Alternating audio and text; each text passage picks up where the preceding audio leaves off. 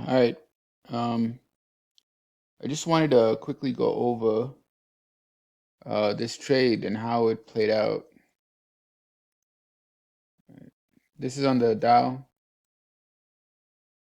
Mhm. On the left-hand side, I have the higher time frame of the higher break size 40-tick Renko. On the right-hand side, I have the 10-tick Renko. So it'll be just same concept as higher time frame and lower time frame. And I'm going to show how it was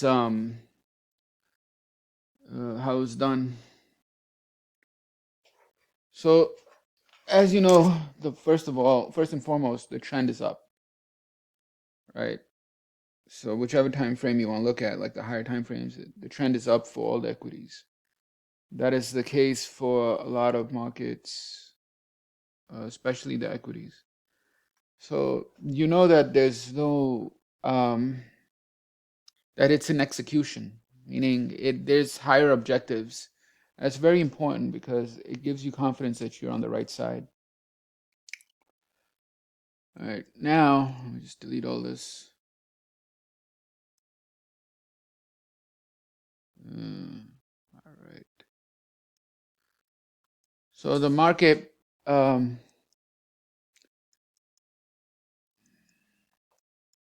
a breakout and follow through rally. So what's going on here? Again, pull back. You had a breakout buyers, so let's just label them first. You had breakout buyers. Where are they? They're right here. I mean, there are multiple places, but obviously right here. You know, how do I know it's breakout buyers? I mean, look at the print.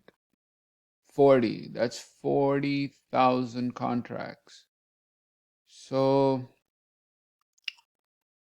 yeah, I mean, it's a breakout.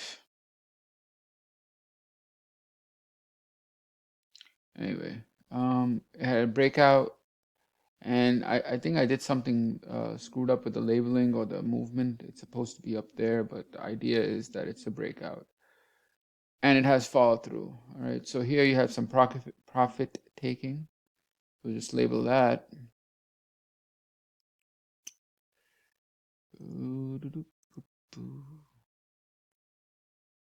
Where's the arrow? So there's the breakout. There's some profit taking. Now it's on the 14 and the 39. It's all profit taking, right? Buy low, sell high. What's the next step? For pullback buyers to come in. Breakout buyers are there, all right? And it has follow through.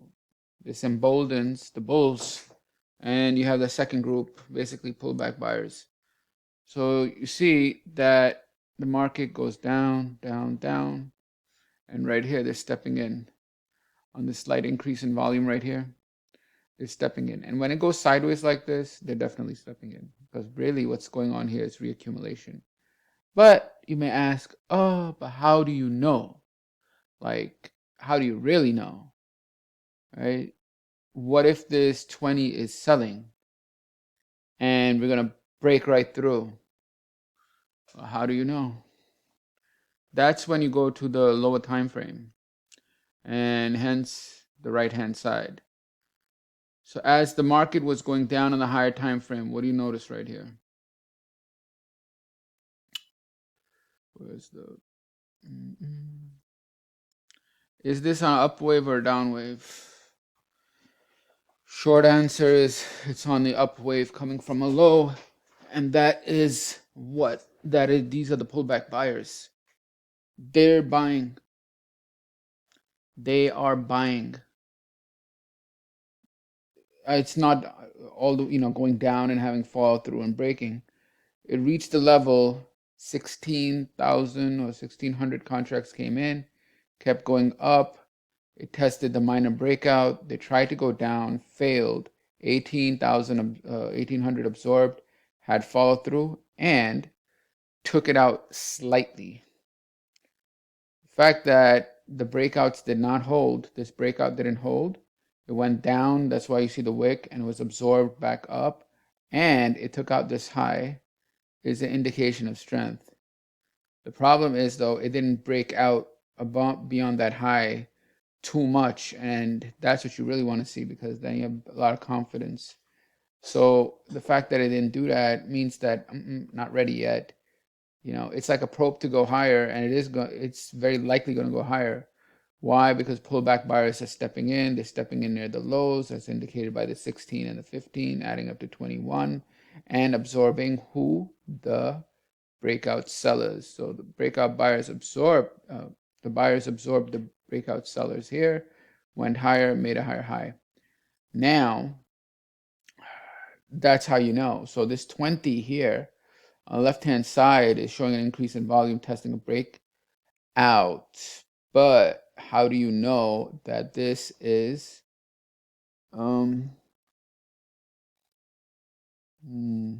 how do you know that this is whatever buying?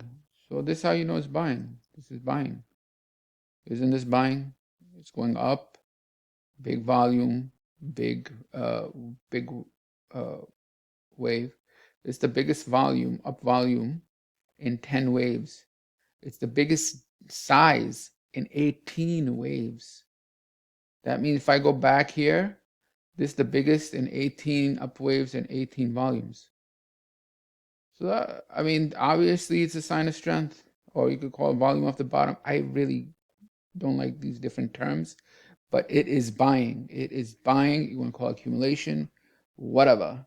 This is buying, and it makes that higher high. Only problem is it's not ready to go, and there needs to be more volume. So what happens after that? There's this minor, waves down, and this is also really, really, really important that it took out this low and reversed back up with a demand signal. Why? Because for some reason, markets have a tendency to spring, before they move. It happens all the time. They either test really deep or they spring and then they move. They're like false breakouts and false breakdowns. And over here, it's very evident right here that there's bag holding right there, shortening of the thrust, ding, ding, ding, more buying over here, spring, and the demand comes roaring back, setting up the test against these highs, and it goes higher.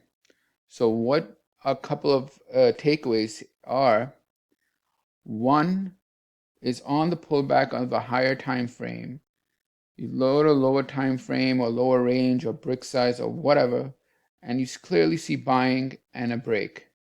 That's the first. So pullback buyers are stepping in. Wherever your level is, you've marked, right? Pullback buyers are stepping in from that level. It actually came back over here anyway. But here they this is their indication. The pullback buyers are in. So anytime you see even in the Forex market, even if it doesn't have volume, you would just see a big wave. So it would be like, oh, this is the biggest wave. This is your sign of strength. In futures, you can see the wave and the volume, which I think is an advantage. Why? Because it makes a difference if I can see that this 1900 contracts was absorbed. And this breakout break, this 7 and 8, 7 and 4 was absorbed. Right? Meaning buyers absorbed those breakout sellers. That's good information. That means these guys are underwater. It means they failed right here. They're underwater and they failed, and they're in trouble, and they'll probably have to cover, especially when it takes out this high. So I think that that's an edge. And after that, so I mean that was the first thing, is on a lower time frame, you can clearly see the buying, whatever market, even in stocks or whatever. Second thing is there's a tendency to spring. So when you have those breakouts, where was I?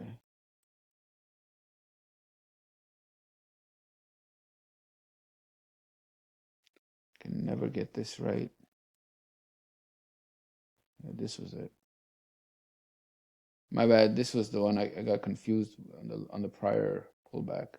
So this was it. Right against the level. Very nice.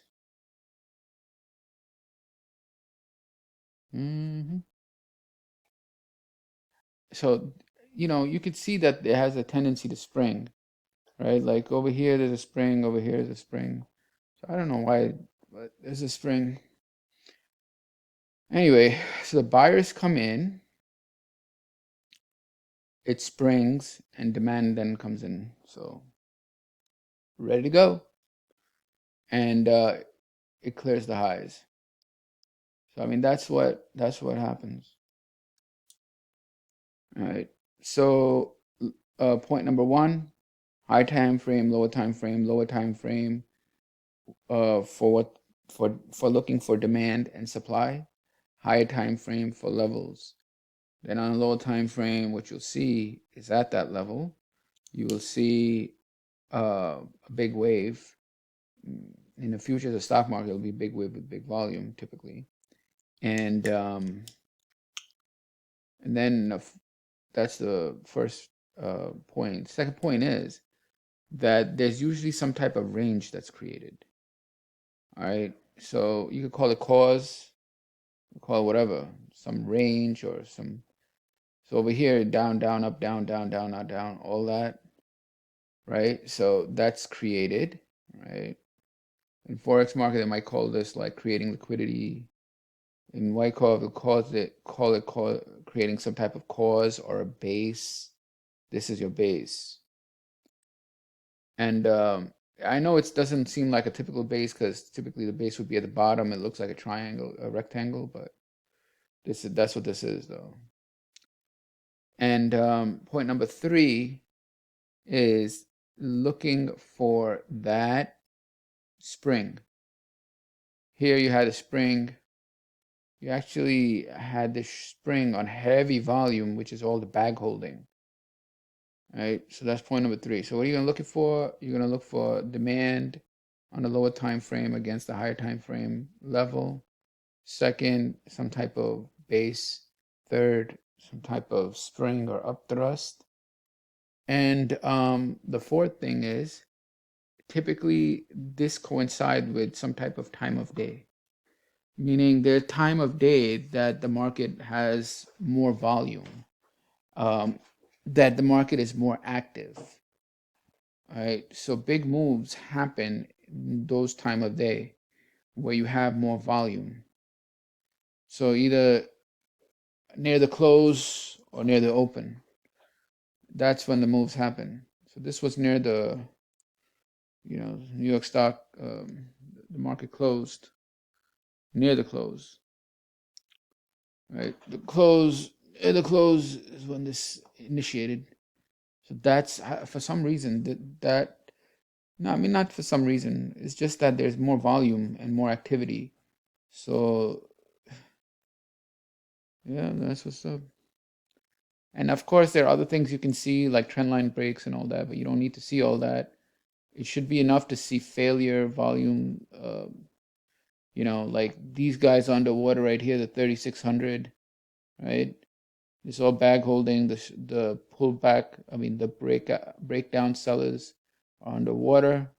Buyers step in. This is their breakout. Their initial breakout is right there. Right here, you see that 27? That's the 2700. So 2700 from 500 contracts to 27. That's a 500% increase. That's a legit breakout, right? Like on a minor scale, that's a breakout on that against this area with follow through. Ding ding, test and go. So I think that's about it. Anyway, check it out. And comment below on like how it is that you use the higher time frame, lower time frame, and how is it that you detect smart money? That's what I am interested in. If you have any suggestions or whatever, just comment below. Let me see. We can kind of share. All right. Thanks. Bye.